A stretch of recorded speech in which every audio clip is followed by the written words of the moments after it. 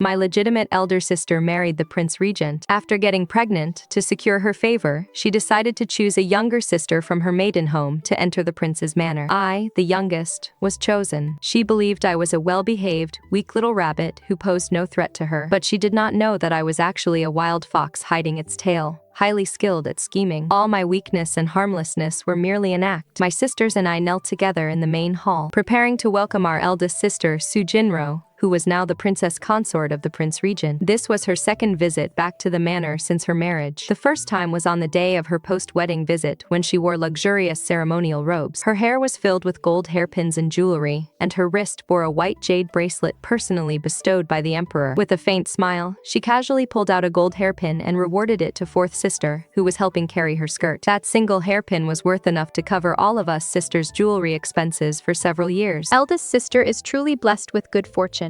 I heard she shared a friendship with the prince since childhood. Otherwise, given our SU family's merchant status, how would we ever dare to claim connections with the prince's manor? Fourth sister touched the gold hairpin with adoration, sighing with emotion. Eldest sister's marriage had allowed the daughters of the household to witness the luxury and wealth of the royal nobility. Therefore, with eldest sister's pregnancy this time, her search for someone to enter the manor to help secure her favor made all the sisters strain every nerve, wanting to seize this opportunity to enter the prince's manor. Even if it was to be a concubine, I alone did nothing but eat and drink every day, and only dedicated my efforts to embroidering a belly band. I knew very well that Su Jinrou was selfish and ruthless. She would never allow anyone to share the prince's heart. She only regarded us as chess pieces. When the prince could not resist the temptation of other women, she would push us forward. Once she gave birth, she would absolutely not keep us in the prince's manor and could dismiss us with any random excuse. So what she needed was someone mediocre, timid, and easy to manipulate. Just like me, the version of me that I displayed in front of her. Eldest sister sat in the center, surrounded entirely by people offering her obsequious smiles. Yet her expression was not very pleasant. Just now, the sisters had exhausted all their skills to display their talents in music, chess, calligraphy, and painting. In her eyes, all of these were threats. With a stiff face, she scanned the room, and finally her gaze fell upon me. Little ninth, what have you prepared? I cautiously presented a gift box to her, inside of which was a little tiger belly band I had embroidered. I kept my head down, not daring to look at her, clutching my sleeves tightly as I spoke timidly. Ninth sister is not like the other sisters. I only know some needlework and embroidery. Su Jinrou picked up the belly band to look at it, and a look of delight appeared on her face. With a smile, she lowered her head to stroke her still flat abdomen. Little ninth is very obedient. You are very thoughtful. That evening, father came to find me in person. Your eldest sister has chosen you. It is your good fortune and destiny. It was just as I had expected. I lacked the charm to seduce men, yet I was the only one who showed concern for her pregnancy. From now on, you must assist your eldest sister with all your heart to establish her footing in the prince's manor. Once she gives birth to the heir, our Su family's rapid rise to prosperity will be just around the corner. Father exhorted me at great length, yet from beginning to end, he did not spare a single glance for sixth sister beside me, just as he had consistently failed to see me for the past decade and more. He had never once asked, "Little ninth, after your mother passed away, did your legal mother treat you well?" Nor had he ever noticed me wrapped in thin autumn clothes in the freezing depth of winter. I curled up in a room with no charcoal fire, as if the bustling warmth outside had nothing to do with me. In his eyes, there was only wealth and status. There was only the prestige of being the father-in-law to the Prince Regent, fawned over by others. He had even forgotten my name. He only remembered that I was the ninth child. I had been at the prince's estate for half a month, yet I had not once seen the Prince Regent, Xiao Lin. Su Jinrou arranged for me to live in Xianyue Pavilion, the farthest courtyard from the main residence. Every day, I was either doing embroidery and needlework, or serving her food and keeping her company with small talk. Su Jinrou lay on her daybed, squinting as she comforted me. Don't be anxious, Juer. The prince is busy with state affairs. I kept my head down, embroidering a handkerchief. It is already my greatest fortune to have the chance to come to the capital and live in the prince's estate. I will follow whatever elder sister arranges. Songji leaned on the table, looking worried. Miss, the Princess Consort won't let you see the prince at all. How are you going to win his favor? I tapped Songja on the head. No rush, it'll be soon. I gathered a few twigs and went to see Su Jinrou. I may not be good at other things, but I am skilled at making kites and wooden horses. I wanted to make some toys for the little heir. Bringing up the child in her womb was the most effective way to please Su Jinrou. As expected, she smiled and ordered the housekeeper to take me to the storehouse. Take whatever you need. For the next half-month, I stayed in Xianyu Pavilion all day making kites. It didn't matter that Su Jinrou wouldn't let me see Xiao Lin. I would make him come to find me on his own. By the time the kites were finished, Su Jinrou's birthday had arrived. Xiao Lin had prepared the finest opera troupe early on, waiting only to celebrate with her after leaving court. I carried the kites to wish her a happy birthday. Juer wishes elder sister a happy birthday on behalf of the little heir. The weather is lovely today. Why don't you fly the kites on behalf of the little heir first, elder sister? Su Jinrou was in a wonderful mood today, and readily agreed. She sat in the pavilion watching the sky full of kites. I indeed have good judgment. Juer is truly sensible. I smiled along with her, but in my heart, I was counting the time. These kites were meant for Xiao Lin to see. By now, he should be leaving court. Sure enough, before long, I saw Xiao Lin jogging toward the lakeside. Su Jinrou rose to greet him, speaking with playful reproach. I know you were thinking of my birthday, Your Highness, but look at how much you've sweated from running. These kites? Su Jinrou looked back at me and beckoned. Juer, come pay your respects to the prince. This was my first time seeing Xiao Lin since he had become the Prince Regent. I knelt down obediently to pay my respects. This humble maiden greets Your Highness. Why don't you raise your head? I lifted my head slightly, but my eyes remained fixed on the blue and white tiles of the pavilion. Are you afraid of me? Xiao Lin seemed slightly displeased. Don't be afraid, Juer. The prince is most gentle. Only then did I slowly raise my eyes to look at Xiao Lin. I followed Su Jinrou's instructions at every step. I wanted her to believe that everything I did was by her arrangement and that I wouldn't dare overstep. Xiao Lin had long outgrown his childhood boyishness. His features were sharp, and his aura was commanding. He was a completely different person from the chubby boy of the past. Xiao Lin looked at me, nodded, and said nothing more. He wrapped his arm around Su Jinrou and walked toward the main courtyard. Today is your birthday, princess. I must celebrate it properly for you. Su Jinrou was immersed in happiness and smiled sweetly. Looking at her back, I sighed inwardly. Enjoy your last birthday while you can. Starting today, the mistress of this prince's manor is about to change. As night fell, fireworks were set off, lasting for a full half-hour. I sat by the window, looking up at the sky full of fireworks, thinking how beautiful they were. Miss, His Highness finally noticed you today. Why didn't you go to the birthday banquet? I smiled and went back to practicing my calligraphy. I don't care for noisy crowds.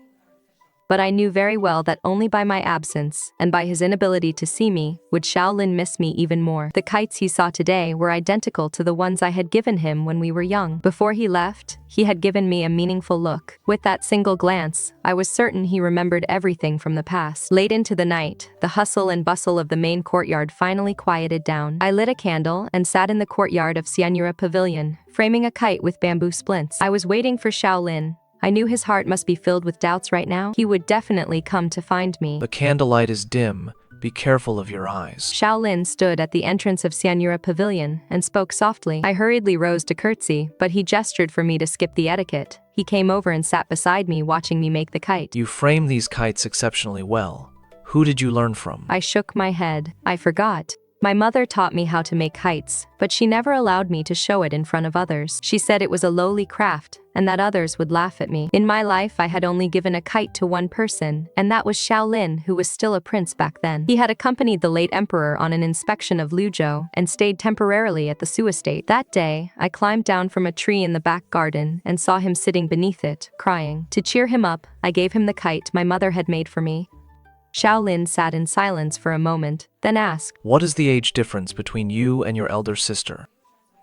3 years, I answered truthfully. Although there were several older brothers and sisters between Su Jinrou and me, they were all born of concubines, so we were close in age. Hearing this, Xiao Lin muttered to himself. Indeed, she seems to have been smaller. After sitting a while longer, I spoke up. Your Highness, it is improper for you to stay at my quarters for too long. He quickly understood my meaning. Xiao Lin fell silent for a moment. There are no other concubines in the manor now.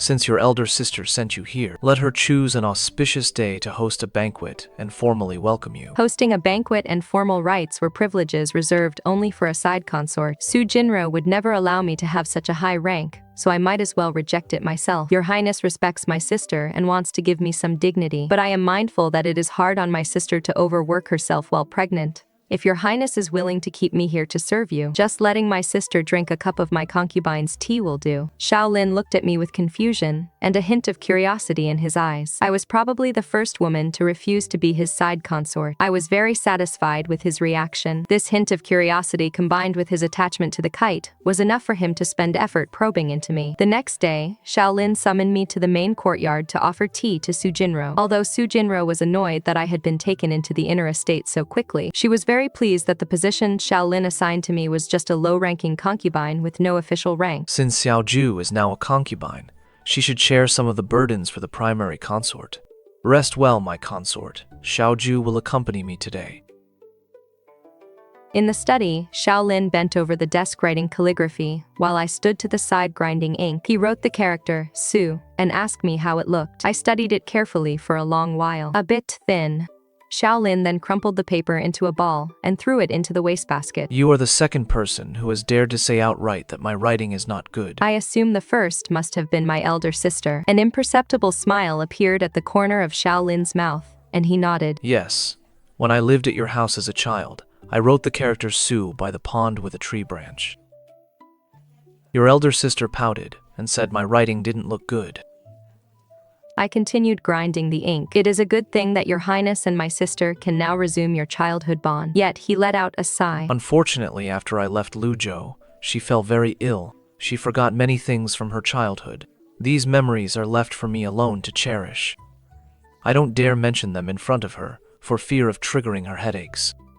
Just as I thought. Back then, Su Jinrou married into the prince's manor as a merchant's daughter. Everyone in Luzhou said it was because the prince cherished his childhood affection, but the one who had accompanied Xiao Lin in the garden every day during childhood was me. At that time, I suspected that when Xiao Lin became the prince regent and came to the Su family looking for me, Su Jinrou and my father conspired to have her take my place. They probably thought they were replacing some minor maidservant, never expecting that the person was actually me. After seeing the kite, Xiao Lin had already grown suspicious. Writing this character, Su today, was clearly a step-by-step verification. I played along with his memory, but did not tell him directly. You have recognized the wrong person. I didn't know how much affection he currently had for Su Jinrou, and besides, she was already pregnant, so I had to slowly make him realize that I was the one he was looking for. I wanted him to be filled with guilt toward me. After all, guilt is a man's easiest weakness to manipulate. I wanted to grasp his weakness and make him fall in love with me with all his heart. Leaving the study, I didn't return to Xiandao Pavilion, but went straight to the main courtyard. On the pretext of important business, I had Su Jinrou dismiss her attendance. I wanted to test if she felt any peace of mind in this stolen life. Your Highness has been acting a bit strange. Since last night, he has been asking me about your childhood sister. He asked about your age and preferences, and was muttering that you should be even younger. I was completely bewildered. Although I didn't know the details, I knew one thing. You are my only reliance in this prince's manor, sister, so I rushed over to tell you. Su Jinrou's face instantly turned pale, and she clutched her chest, gasping for breath. I knew in my heart that this was Su Jinrou's weakness. She was terrified of her secret being exposed. I also heard His Highness telling the guards to thoroughly question those maids from your dowry. I made up a couple more lies, and Su Jinrou was so frightened that she almost fell over. From the look of it, those who knew she had taken my place, besides father and his legal wife, were her trusted confidantes. After Su Jinrou calmed her emotions, she quickly helped me up. My good sister, I'm glad you understand that I am your support. Thank goodness I have you. Thank goodness I brought you along.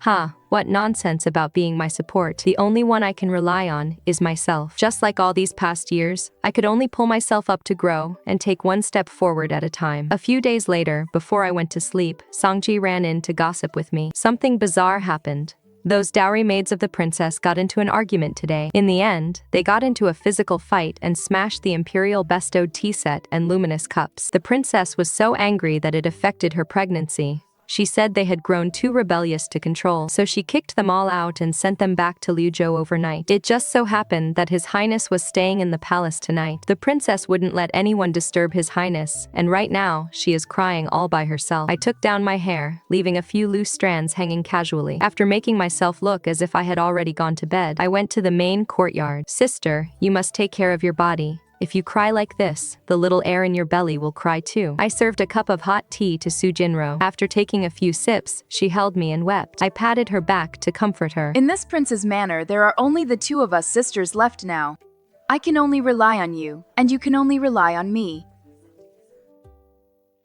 Influenced by her, I began to cry with her. Only after I said many fake words of sisterly affection did she stop crying and fall asleep. Returning to Xianyu Pavilion, I contentedly drank a large bowl of wine. By getting rid of Su Jinrou's confidantes, I made her believe that I was the only person in this manor she could trust. From now on, she will be completely manipulated in the palm of my hand. The matter about the dowry maids was entirely made up by me, but Su Jinrou would absolutely never dare to verify it with Xiao Lin. Her haste in sending them away only made Xiao Lin even more suspicious. Yet, on the surface, he still comforted Su Jinrou kindly. They are just a few maids. Your health is what matters most, princess. During this time, Xiao Lin never stayed overnight at my place, but he would summon me to his study every day. Su Jinrou was now more than eager for Xiao Lin to pay more attention to me. On one hand, it distracted him from suspecting her. On the other hand, I could gather information for her. Before going to the study today, I wore a plain silver hairpin to pay my respects to Su Jinrou. She smiled and gave me many instructions, basically on how to win Xiao Lin over. You see, one simply cannot live with a guilty conscience. Even the slightest disturbance will make them live in constant fear. If it were 2 months ago, Su Jinrou would never have dreamed that one day she would actively teach me how to seduce Xiao Lin. But I disdained to use seduction. Su Jinrou didn't notice my hairpin, which showed she didn't know it was a keepsake. This hairpin was given to me by Xiao Lin before he left all those years ago. He said it was a relic left by his birth mother. In the future,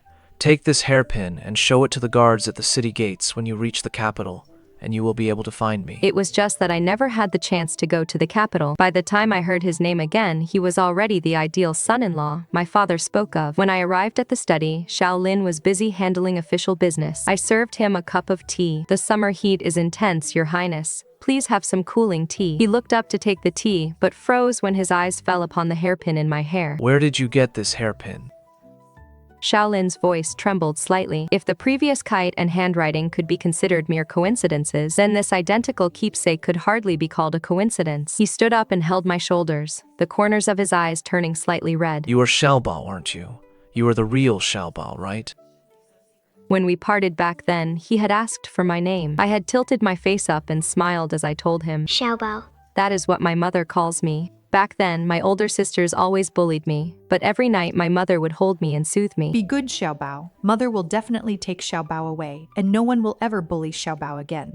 What Xiaobao? I am named Jingmo, Su Jingmo. No, you are Xiaobao. You are angry with me.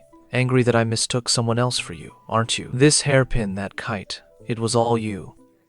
Have you forgotten? When we were children, you played with me in the garden every day, laughing at me for not knowing how to do anything. You took me climbing trees and taught me how to catch fish. You smeared mud on my face and laughed, calling me a mud doll.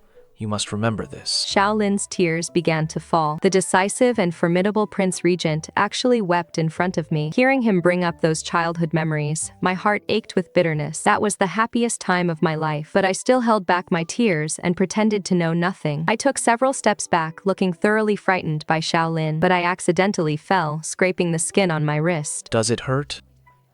Xiao Lin hurriedly squatted down to check. Actually, it didn't hurt much, far less than the pain when Su Jinrou set her dog on me and had a chunk of my flesh bitten off as a child. But I still bit my lip and tried hard to hold back my tears, pretending to be in pain but putting on a brave face. It doesn't hurt. I was dressed very simply today, and now with tears in my eyes, I looked utterly pitiful. I could see the heartache in Xiao Lin's eyes. He is doing very well. It was just a minor scratch, but Xiao Lin carried me all the way back to Xianyu Pavilion. Seeing this, Songzhe wailed, as if I were on my deathbed. Your Highness does not know, but after the late emperor left Luzhou that year, he bestowed rewards upon our Su family. The whole household was celebrating. No one noticed where the concubine mother had gone. Our lady was still so young back then. When she woke up, she saw her mother lying in a pool of blood with a dagger in her chest. The shock made her pass out. After she woke up, she remembered nothing at all. Even her name was told to her by us. I beg your highness not to ask milady about her childhood. She cannot handle the distress. Xiao Lin froze in his tracks. He had not expected that I too had lost my memory. Quite a surprise, isn't it? Su Jinrou's memory loss was actually copied from mine. I curled up on the bed, trembling as I clutched the corner of the blanket. He must have seen the shadow of that innocent and lively little girl from the past. Seeing her in this state now must have broken his heart. He held me in his arms to comfort me. It is all my fault. I have let you suffer so much. Please do not say such things, your highness. Our lady is only a concubine's daughter. Her life is already difficult, and nothing is within her control. The more favor your highness shows her, the harder her life will become. Xiao Lin looked at me, the tenderness and affection in his eyes growing even stronger. After Xiao Lin left, Songji applied medicine to my wound. Does it hurt, my lady? I shook my head. It is just a minor scratch. Songji giggled softly. My lady, how did I perform? Splendidly. I never lost my memory, but I had to pretend that I did. I knew that my mother's killer was right there in the Su household. Only by faking amnesia would they spare my life, allowing me to gather more information. To make everyone believe my memory loss, I clung to Su Jinrou constantly after waking up. I told everyone I met that she was the best sister in the world, acting as though I had completely forgotten how she pushed me into the pond and threw me down the dry well. Gradually, everyone bought into it. Whenever people spoke of me, they would only sigh and say what a pitiful girl I was. And now, I had made Xiao Lin believe in my memory loss as well. He already felt guilty toward me, and now with pity and tenderness added to the mix, his feelings for me would only grow deeper and deeper. Right after Xiao Lin left, Su Jinrou arrived. How did you manage to get hurt? I let out a sigh and spoke with deliberate hesitation. His Highness brought up the times we lived in the Su manor. I tried so hard to remember, but I still couldn't. My head started throbbing, and I lost my footing. A flicker of guilt flashed through Su Jinrou's eyes. I shall inform His Highness about your memory loss tomorrow. It is best to avoid mentioning the past. What matters most is how we proceed from here.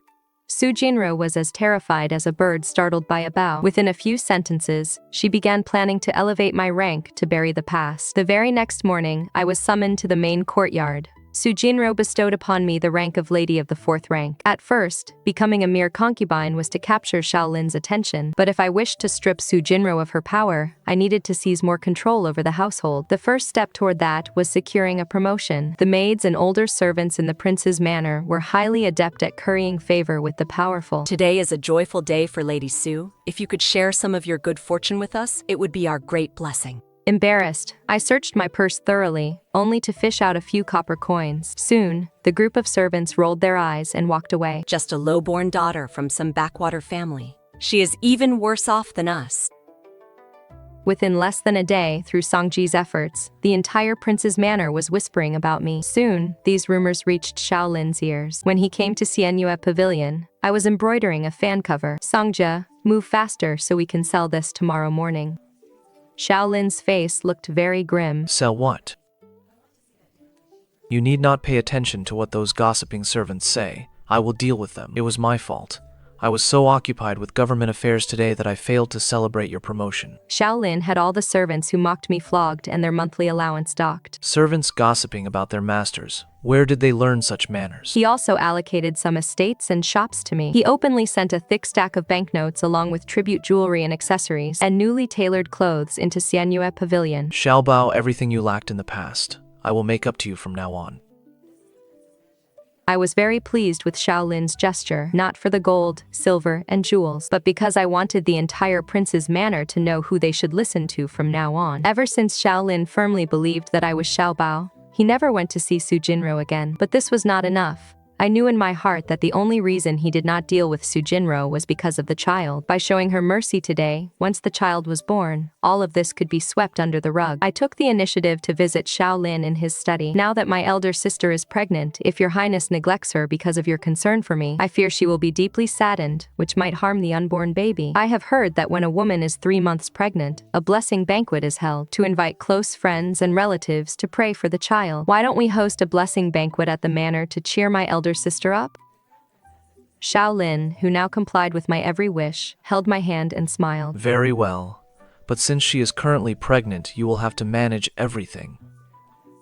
As soon as the news spread that the Prince Regent's manor was hosting a banquet for the Princess Consort's pregnancy, congratulatory gifts from noble families began to arrive at the manor in long queues. In addition to the gifts for Su Jinrou and the unborn child, there was also a share sent to me for hosting the banquet. These noble families were all shrewd players in the game of vanity. With a little inquiry, they understood the situation. Though I was only a low-ranking concubine, I was currently the one the Prince Regent cherished most. Even before the day of the blessing banquet arrived, Manhwa Pavilion was already piled high with gift boxes. I picked a few of the finest items and sent them to the main courtyard. I am filled with trepidation. As a mere concubine, how could I deserve such precious vessels and jewelry? I displayed the gifts one by one in front of Su Jinrou, watching her face turn grimmer and grimmer. The hosting of the blessing banquet put Su Jinrou greatly at ease, making her believe that Xiao Lin no longer suspected her. Since he no longer suspected her, my usefulness was greatly diminished. Thus, in an instant, I turned from an ally back into a rival in her eyes,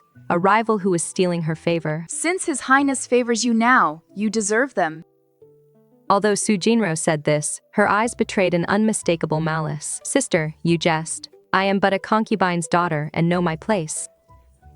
After I spoke, a hint of disdain appeared in Su Jinrou's eyes. Indeed, I was just a daughter of a concubine. How could I ever compare to her, the noble daughter of the legal wife? She had never once regarded us as equals. She didn't in the past, and she certainly didn't now. I wanted to tear away her hypocritical mask and let Xiao Lin see her violent and malicious true colors. On the day of the Welcoming Blessings feast, Su Jinrou sat in the parlor drinking tea with the guests, praising me to everyone she met. After a few rounds of such flattery, everyone was praising her for her kind and benevolent heart. After all, the Princess Consort has such grace. Her husband was stolen by her concubine half-sister during her pregnancy. Yet not only is she not angry, but she also makes excuses for her at every turn. These words drifted into my ears along with the sound of the string and wind instruments. Songji gritted her teeth in anger, but I didn't care at all. She thought a few words of criticism and ridicule from others would make me feel bad. But in this lifetime, I only live for myself. What do reputation and pride even matter? Princess Consort, the feast has been prepared. Would the ladies please move to the dining hall? I dutifully went to the parlor to deliver the message. Su Jinrou sat in the seat of honor and beckoned to me as if calling over a cat or a dog. I obediently approached her, and she lifted my wrist, smiling as she said, Indeed, His Highness dotes on our 9th sister, even giving her the late Empress's emerald and gold bracelet. After saying this, she looked at her own bare wrist and self-deprecatingly said, In the future, I will have to rely on our 9th sister.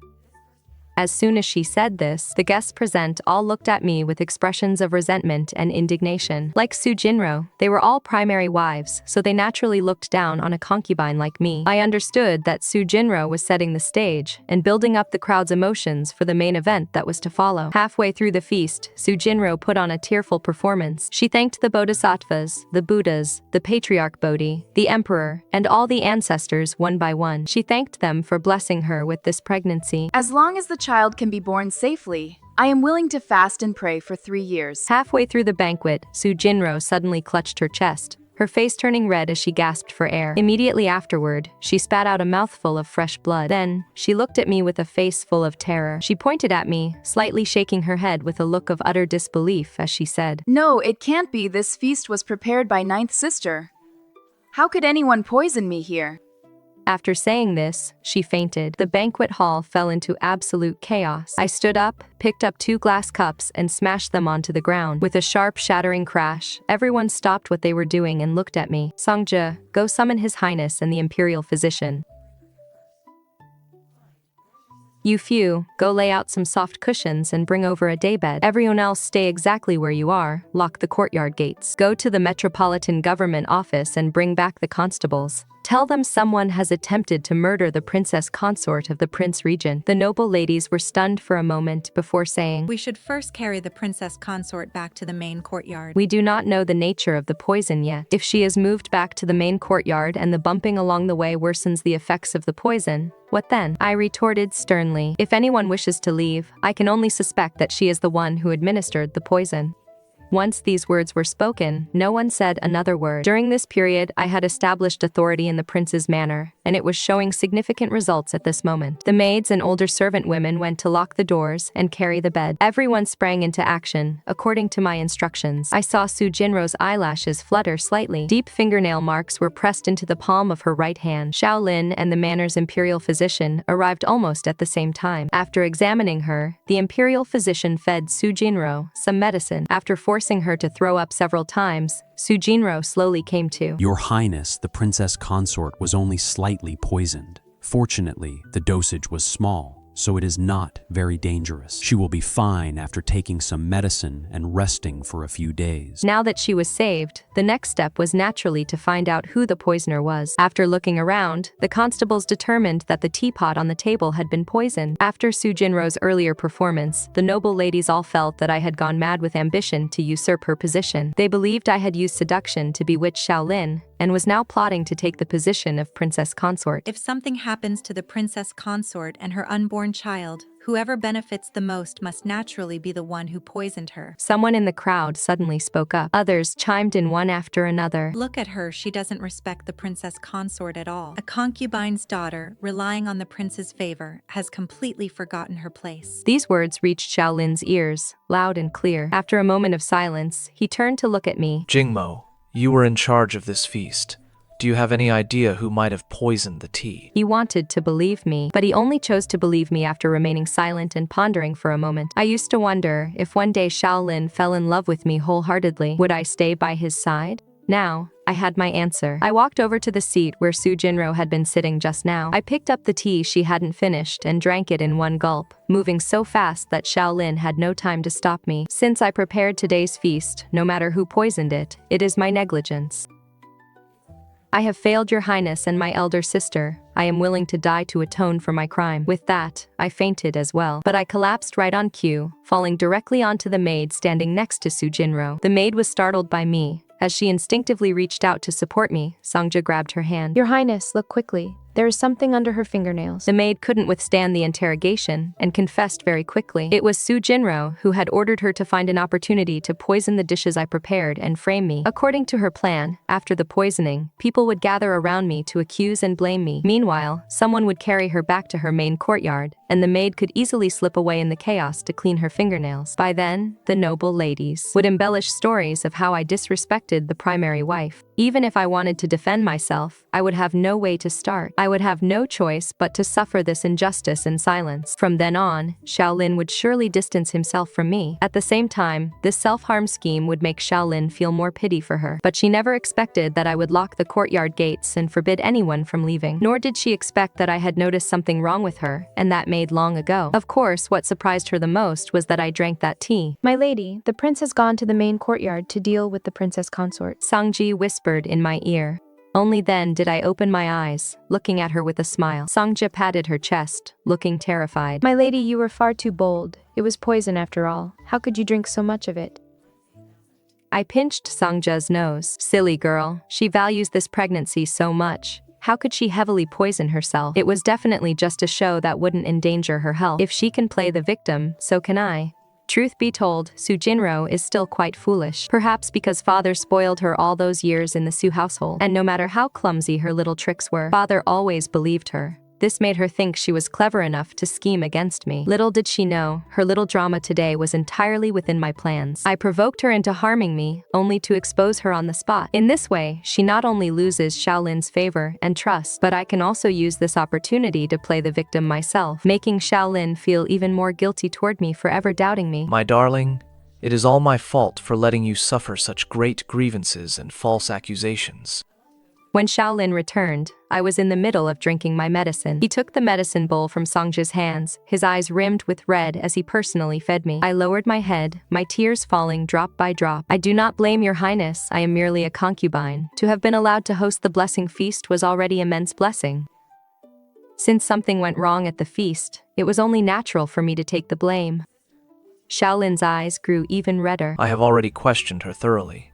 She was jealous of my affection for you, which led her to lose her mind and harbor such wicked thoughts. Xiao Lin's words sounded as if he were trying to excuse Su Jinrou's actions. I drank the medicine and nodded in agreement. Only, I must ask my lord not to punish her too severely. After all, my elder sister is pregnant. Since he had already made up his mind, I would play the benevolent role to the end and take the initiative to plead for Su Jinrou. With Su Jinrou confined to the main courtyard, the authority to manage the household naturally fell into my hands. On the first day of summer, Su Jinrou sent a message saying she wanted to see Xiao Lin. I delivered the letter to Xiao Lin. After reading it with a frown, he tossed it aside. Today is your special day. Let us not speak of her. To make my authority over the household more convincing, and to soothe the grievances I had suffered, Xiao Lin bestowed upon me the title of Side Consort. Today was the day of my conferral ceremony. The fireworks lasted until the middle of the night. Someone from the main courtyard came to deliver a message, saying Su Jinrou saw the fireworks from her courtyard, and asked what occasion it was. Tell her, it is a joyous occasion. The next day, after Xiao Lin left for court, I went to the main courtyard. Su Jinrou was lying on the couch resting with her eyes closed. But she sat up when she heard the commotion. Has the prince come to see me? Upon seeing it was me, her face filled with displeasure. What are you doing here to laugh at me?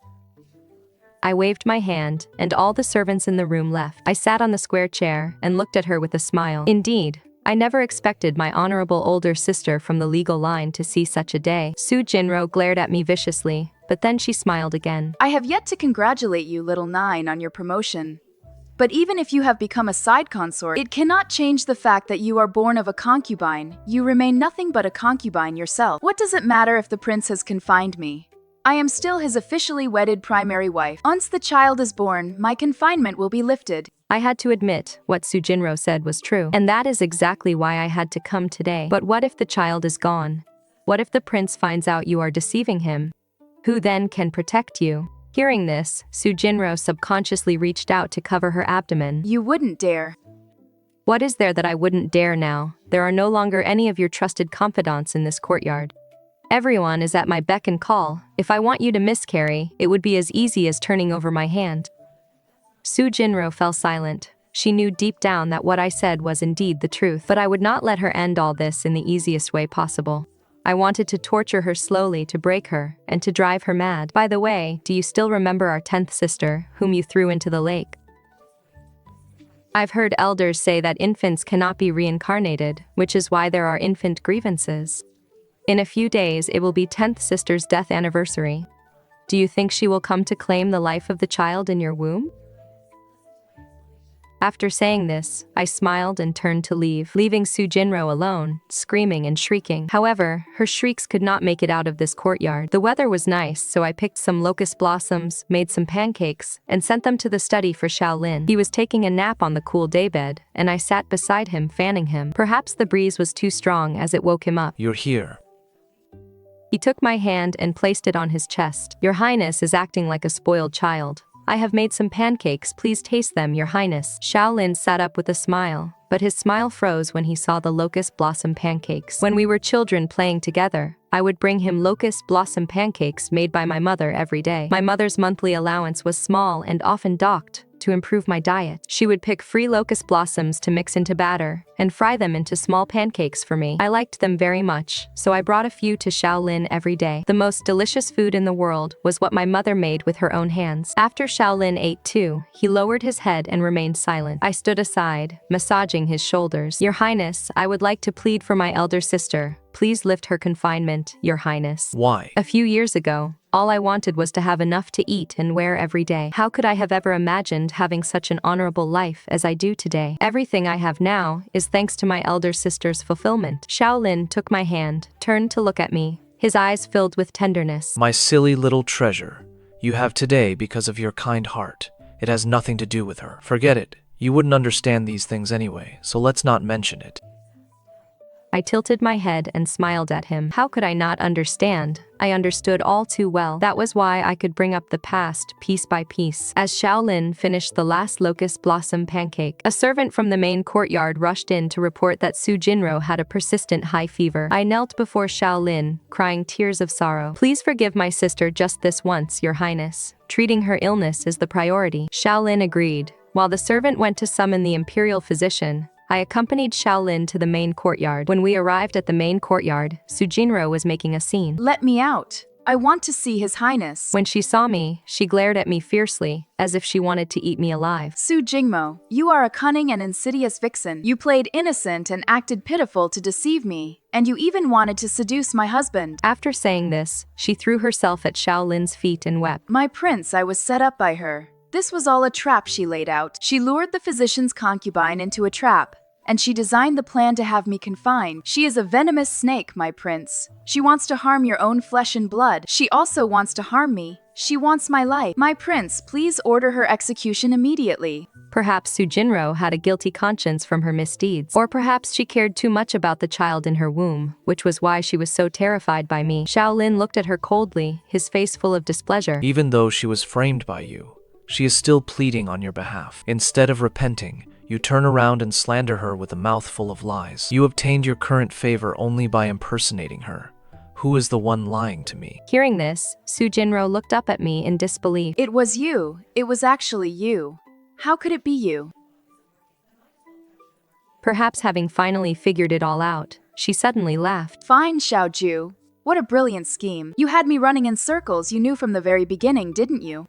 Standing behind Xiao Lin, I smiled at her and nodded. Furious, she stood up, pulled a golden hairpin from her hair, and lunged to stab me. But just as she got up, Xiao Lin kicked her away. Have you lost your mind? To think you would try to kill your own younger sister. The older maidservant seized the opportunity to restrain her and snatched the golden hairpin from her hand. Shielded behind Xiao Lin, I took out a purse with worn-out edges, intentionally letting Su Jinrou see it. Sixth sister gave this to me before I left. Her mother made it for her before she died. Upon seeing it, Su Jinrou looked around in terror, utterly panicked, and shrieked. I'm not afraid. I'm not afraid of anything. As I thought, Sixth sister's biological mother was also killed by her. Xiao Lin looked down at her, sighed, turned, and walked away. The Princess Consort of the Prince Regent had only enjoyed 2 years of glory before she lost her mind. Su Jinrou continued to live in the main courtyard for the sake of the unborn child in her womb. Xiaobao, once the child is born, we will bring them to you to raise. Today is mid-autumn night, a time for family reunions, but I have no family. Though I reside in this grand prince's manor, I feel no sense of belonging at all. Smiling, I poured another cup of wine for Xiao Lin. Slightly tipsy, he reached out to caress my face. I turned my head slightly, avoiding his gaze. You are drunk, my prince. I have been in the manor for over half a year, yet I have never consummated our marriage. At first, I used the excuse of worrying that Su Jinrou might feel uncomfortable. Later, I claimed that I was frightened, had a headache, or was afraid. Now I realize that perhaps from the bottom of my heart, I simply do not like him, which is why I cannot bring myself to share a bed with him. I was once briefly touched by him, thinking he truly liked and cared for me, but after seeing how he treated Su Jinrou, I understood. Finding me was perhaps just an obsession of his. As for love, there was not much of it. After I poured Xiao Lin a few more cups of wine, he fell fast asleep. I carried a food basket to the main courtyard, containing mooncakes and Su Jinrou's favorite pastries. Happy Mid-Autumn Festival, elder sister. Back when we were at home, father would watch the moon with us every Mid-Autumn Festival. Do you still remember, eldest sister? As a lowly concubine's daughter, you must have looked forward to the Mid-Autumn Festival every year, didn't you? To get some reward money, to get a new dress, and to have a word with father. Yes, I used to envy you so much, sister, for having everything I wanted, but from now on you will have nothing. The prince said that once your child is born, I will raise it, and you will be confined for life. You never expected this, did you, when you went back home? Looking for someone to help you hold on to all of this, in the end, it was all for nothing. You're lying. The prince would never treat me like this. I poured a cup of wine for her. How can a madwoman be allowed to stay in the prince's estate? Su Jinrou knocked the wine cup out of my hand and pointed at my nose, wanting to curse at me. But when she opened her mouth, she didn't know what to say. I looked up at the bright moon, as white as a jade plate. When I was a child, my mother would hold me and look at the moon. She said the best days were when the moon was full each month, because on that day, father would go to First Mother's room. First Mother would be happy for a few days and stop making things difficult for us. Hearing me mention my mother, Su Jinrou held her legs and shrank back a couple of steps. My mother always lived with a clear mind. She sold herself to bury her father and entered the Su family as a concubine. She never fought for favor. Her only wish was for me to live a happy life. So she never restricted me, whether it was climbing trees, playing in the river, catching grasshoppers, or raiding bird nests. She never scolded me, but would only wipe my sweat with her handkerchief. She cherished me as her own heart and soul, yet you made me witness her tragic death. Sweat began to pour down Su Jinrou's forehead, and she tugged at the thin blanket over her legs. What nonsense are you talking about? Nonsense. Do you not remember sending your wet nurse into the room to murder my mother? Time and again you tried to kill me, throwing me into a dry well and pushing me into a pond. When I proved too resilient to die, you killed my mother instead. Have you forgotten all of this? Su Jinrou's voice trembled slightly as she stared at me intently. You didn't lose your memory. You never had amnesia at all. You've been lying to me all these years. You were faking it the whole time. I reached out and yanked away the thin blanket she was clutching. If I hadn't pretended to lose my memory, how would I have survived? Without my mother's protection, it would have been too easy for you to kill me. To stay alive, of course I had to pretend. I slowly approached Su Jinrou as she nervously shielded her bulging belly. Don't come any closer. I'm carrying the heir's child. I also placed my hand on her belly. Indeed, but only if you actually managed to give birth to it. Su Jinrou trembled uncontrollably and screamed out into the courtyard. Samanan, come quickly. Su Jingmo is trying to murder the consort of the Prince Regent. But no one came in. Su Jinrou could never have imagined that one day, the entire inner household of the prince's manor would be at my beck and call. And she didn't even have a single person she could trust left in her room. Stop screaming, I'm not going to kill you. It would only dirty my hands. I poured myself a cup of wine and ignored Su Jinrou. She curled up in the corner, trembling constantly while avoiding my gaze. Do you know why I was named Jingmo? My mother said Jingmo is a medicinal herb that stops bleeding. She said no matter how I got hurt in the future, this name would protect me. During her first 2 years in the household, my mother was quite favored because of her beauty. That was how she earned the privilege of naming me. But father never lacked beautiful women around him, and he soon forgot about my mother. When I was little, my only wish was to grow up quickly and take my mother away from the Su family. The two of us would find a small town, preferably nestled against the mountains and by the water. We could fly kites and embroider handkerchiefs. We would always find a way to make a living. But I never imagined my mother wouldn't live to see me grow up. The emperor stayed at the Su estate for a few days, and before leaving, he bestowed one of his palace maids upon my father. Father was overjoyed, and the entire household celebrated. I remember that night, mother sat by the window listening to the bustling noise outside, keeping silent. I originally wanted to go join the fun, but seeing her in a bad mood, I chose not to go. We went to bed early, but in my sleep I felt extremely nauseous. My chest felt so stifled that I wanted to vomit. When I slowly woke up, I saw a figure darting out of our room. Mother was lying in a pool of blood, a knife plunged into her chest. She was startled to see me awake. She reached out trying to touch my face but couldn't raise her hand. I was also utterly exhausted, my body so weak that I couldn't muster an ounce of strength. But I still struggled to drag myself down from the bed. I crawled to the door but couldn't push it open. It was blocked from the outside. I crawled to the window and screamed with all my might, but my voice was drowned out by the festive music. Mother was bleeding more and more, and her voice grew extremely weak. Xiaobao, be good, go back to sleep. Mother is fine. I didn't cry. With unusual calm, I pressed my hand against her chest to comfort her. I gathered all the cotton cloths in the room, but I still couldn't stop my mother's bleeding. From beginning to end, mother never said who the killer was. Her lips trembled, and with tears in her eyes, she whispered, Xiaobao, you must live on. You must live on. Xiaobao, you must promise mother, keep your hands free of blood. I forgot when mother took her last breath. I only remember being covered in her blood. My name is Jingmo, a herb that stops bleeding. Yet, I couldn't stop my mother's bleeding. I was completely useless. I kept wondering, since mother knew exactly who did this to her, why did she keep silent? Later, I understood. She was afraid someone was listening outside. She feared you all would continue to harm me, even in the last moments of her life. She was still thinking of me, trying to protect me. She was still worrying about how I would survive in this massive household. I drank another cup of wine and looked at Su Jinrou, saying, she didn't speak but continued to tremble. I listened to my mother. I wanted to live on. Only then could I avenge her, so when I woke up I pretended to have amnesia. I played that part for many years before you finally let your guard down. I just want to know, why did you have someone kill my mother? Su Jinrou looked up at me, but remained silent. I pulled out the plain silver hairpin from my hair bun. If you don't speak, I will plunge this hairpin into your belly.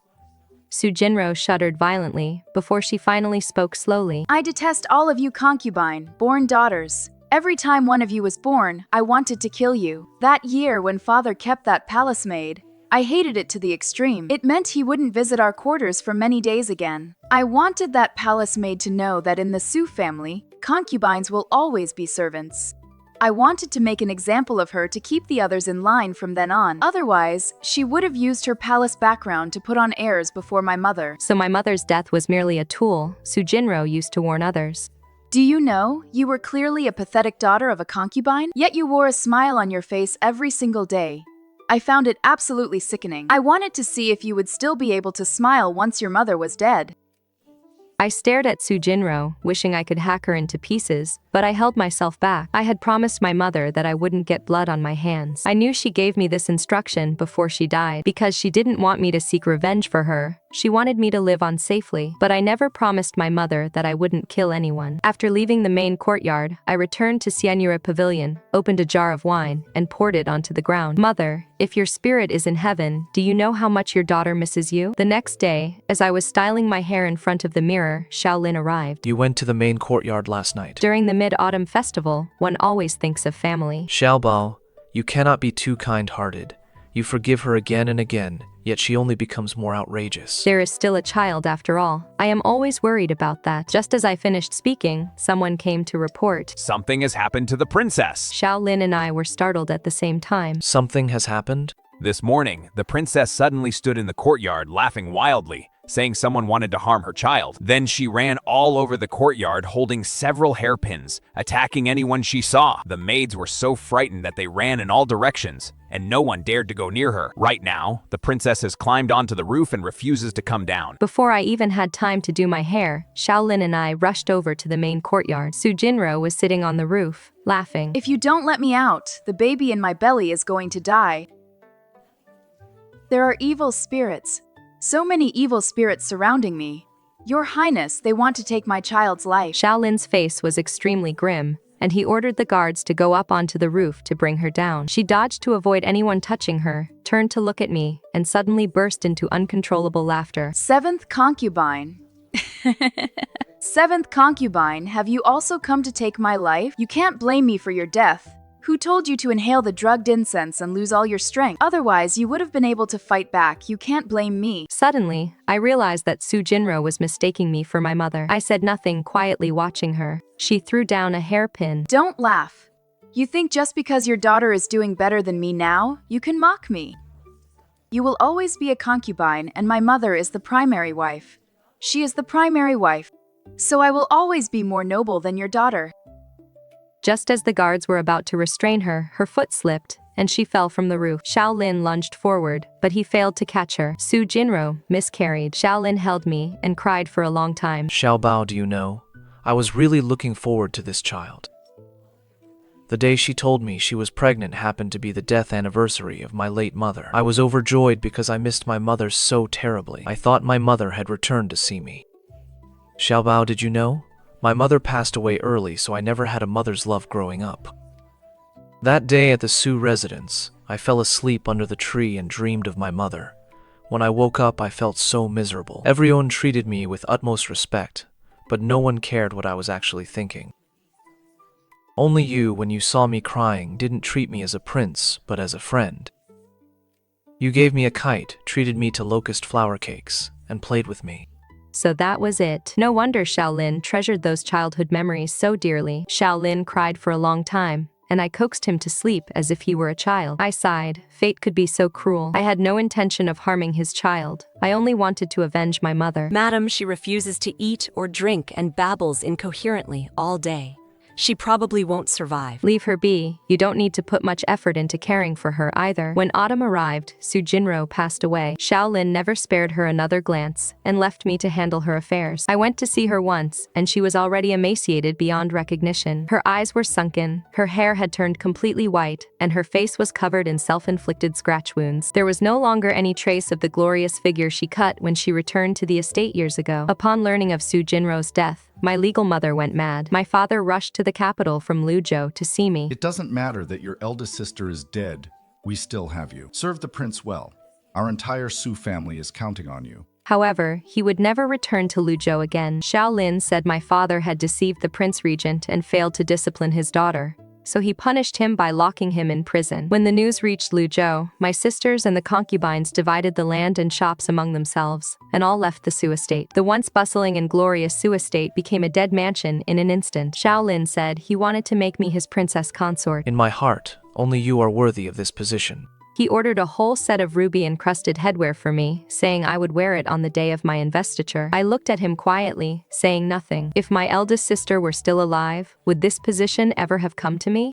Xiao Lin was stunned. Your Highness always says you missed me, but after discovering my eldest sister had taken my place, you didn't punish her either, so did your Highness really miss me that much? Your Highness also felt that my eldest sister's age didn't quite add up, and her excuse of amnesia was unconvincing. Yet you didn't look into it further, instead you believed her and married her. Then was your Highness searching for the little girl who accompanied you? Or were you simply fulfilling an obsession in your own heart? When that little girl was my eldest sister, your Highness loved her. When that little girl turned out to be me, your Highness loved me instead.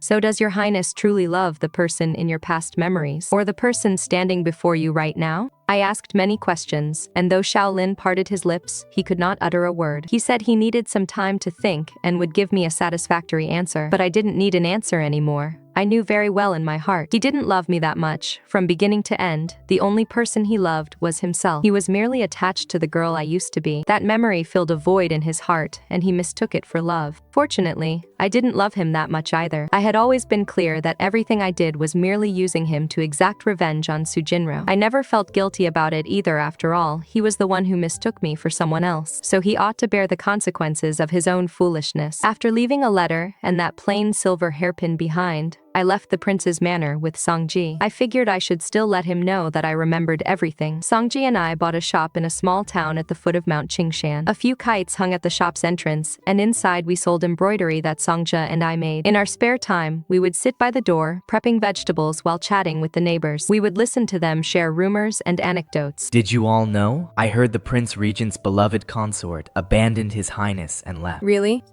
She could just walk away from the Prince Regent like that. The prince's manor is a place of immense wealth and luxury.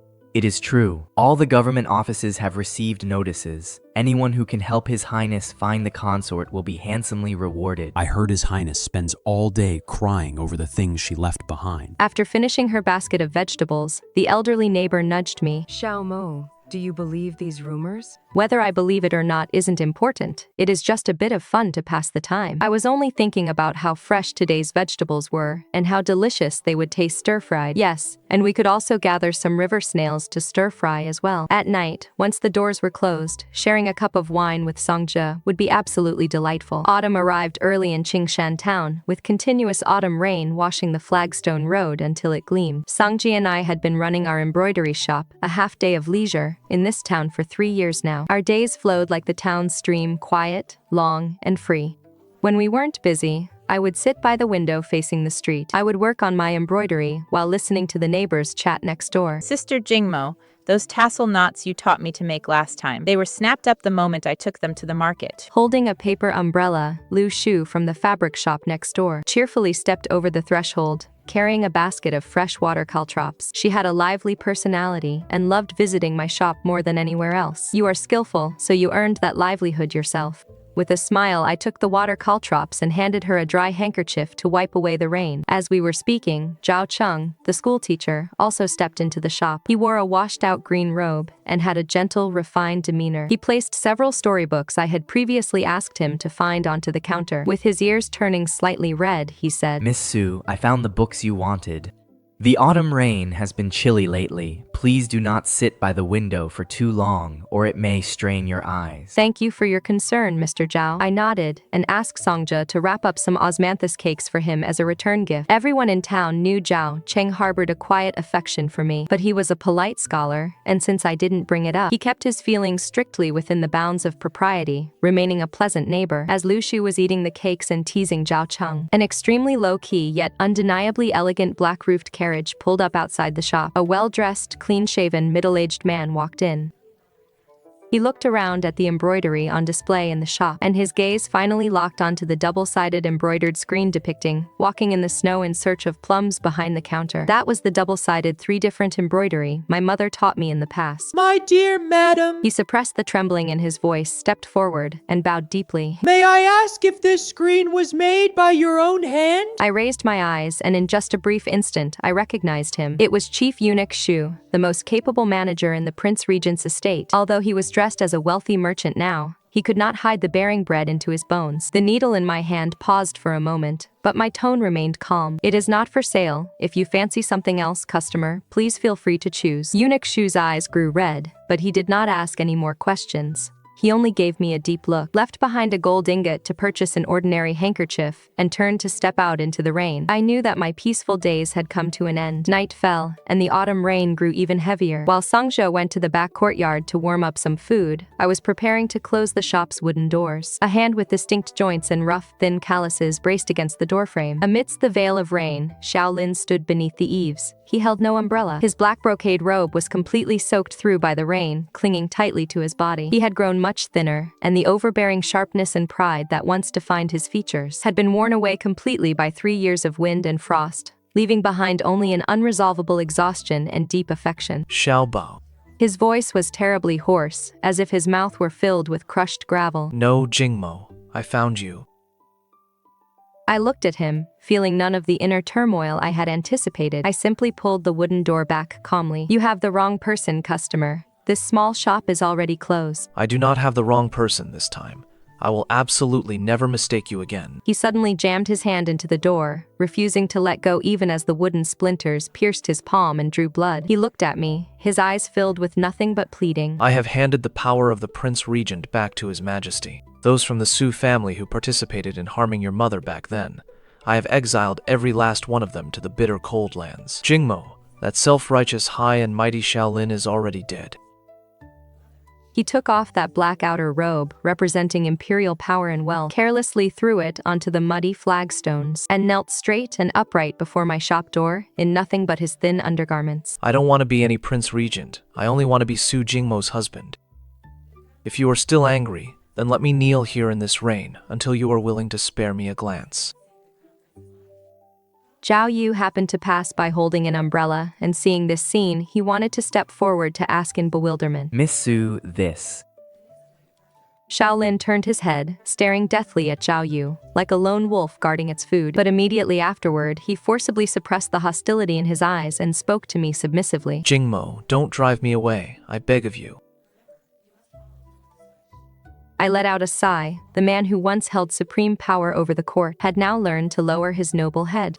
Yet, I did not soften my heart because of this, and only said indifferently, "Suit yourself." Before shutting the door firmly, Xiao Lin remained drenched in the rain outside the door all night, and came down with a high fever the next day. But he did not leave. Instead, he rented a dilapidated courtyard next door to Lu Shu's house and became an idle resident of Qingshan town. He did not mention returning to the capital, nor did he force me to forgive him. He took off his fine robes and put on coarse hemp clothes. Every day before dawn, the water vat in front of my shop was always filled to the brim. The firewood chopped for winter was stacked neatly in the backyard. Whenever Songja went to the market to buy supplies, a silent man would always follow behind to help carry the heavy loads. He even began to learn craftsmanship from the town's carpenter, all because I had casually mentioned once, if only the little wooden horse my mother carved for me when I was a child were still here. Ice does not melt in a single day, and it took Xiao Lin a year and a half. In the winter of that year, Qingshan town was hit by a rare blizzard. The roads were blocked, and half of my shop collapsed under the weight of the snow. The moment the beam came crashing down, Xiao Lin threw himself over me, shielding me with his body. His back was crushed and bloody. With no imperial physicians around, the local town doctors were completely helpless. I kept watch by his bedside for 3 days and 3 nights. In his delirium, he gripped my hand tightly, constantly muttering, "Don't be afraid, Xiaobao. Don't be afraid. I have plenty of blood. It will stop." At that moment, watching this once high and mighty man risk his life for me, I realized the meaning behind the name Jingmo my mother had given me. In the end, it was fulfilled through him. He became the person willing to give everything to stop my bleeding and heal my wounds. When he woke up, I held the medicine bowl and said casually, "Once you're healed, fix that half of the roof in the backyard. The new year is coming, and it is letting the wind in." Xiao Lin was stunned.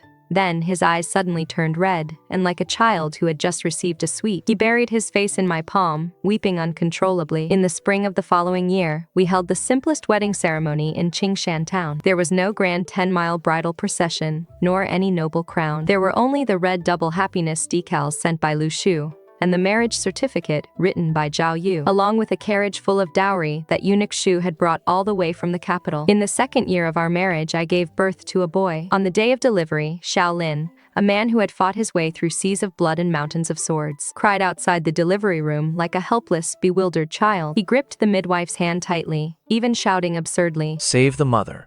You must save the mother first." On the day the baby turned 1 month old, Xiao Lin held the soft, fair little bundle and gently placed him beside my pillow. The little one's eyes looked just like mine, but he had Xiao Lin's high nose bridge. "Give him a name," I said, teasing the little one's chin. Xiao Lin took my hand and pressed it against his cheek, his gaze so tender it could melt my heart. "Let's call him Xiao Changning.